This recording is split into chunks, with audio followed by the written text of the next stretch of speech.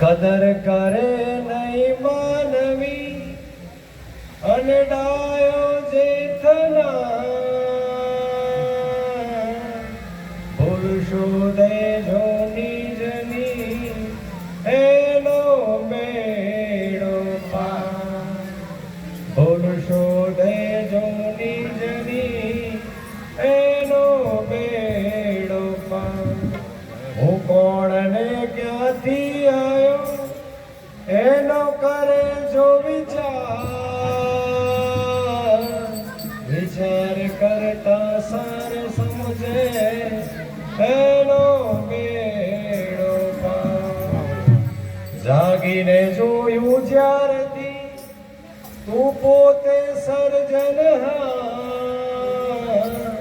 દુર્ગમ કુંચી જો મળે એનો બેડો પાર આપણે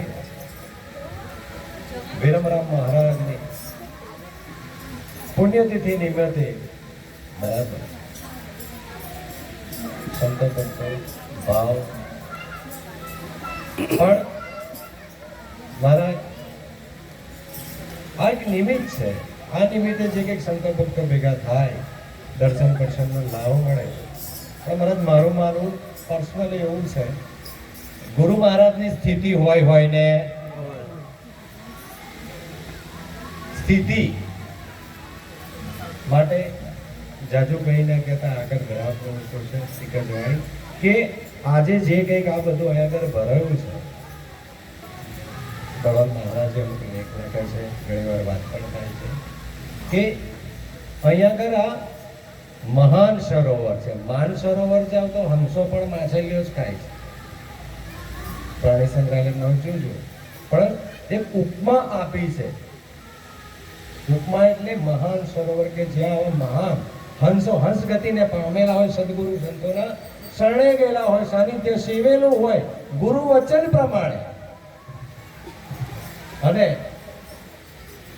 એ સેવ્યું હોય ને આ બધા ગુરુ મુખેથી સંતોના મુખેથી મોતીડા ચડવા આવ્યા હોય ત્યારે એક જ વાણી મહારાજ ગઈ કે જે આને લગતું છે. પણ સદગુરુ શ્રી મહારાજ કે હંસ ગતિને પામેલા હોય અને હંસા કહેવાય.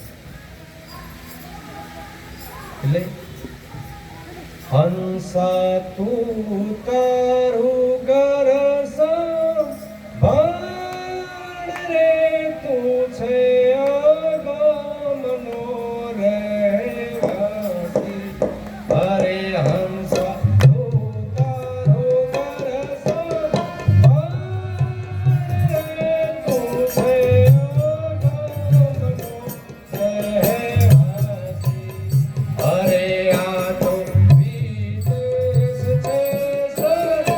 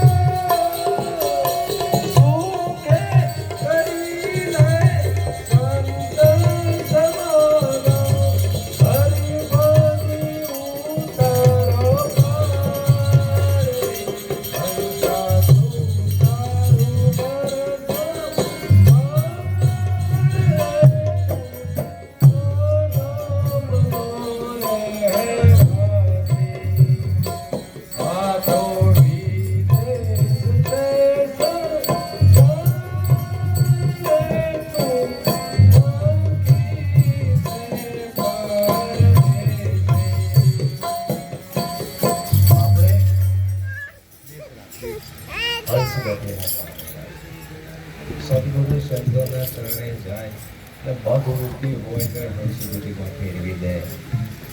પણ ક્યારે સદગુરુના વચન પ્રમાણે આચરણમાં આવવું જોઈએ.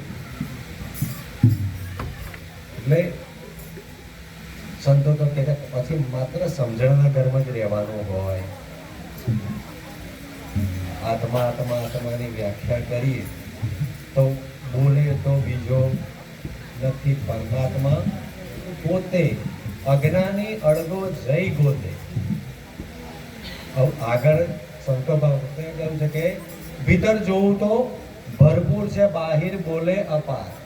5 તત્વ 3 ગુણમાં થઈ રહ્યો તારણતાર, તારો રે સાહેબ રહ્યો.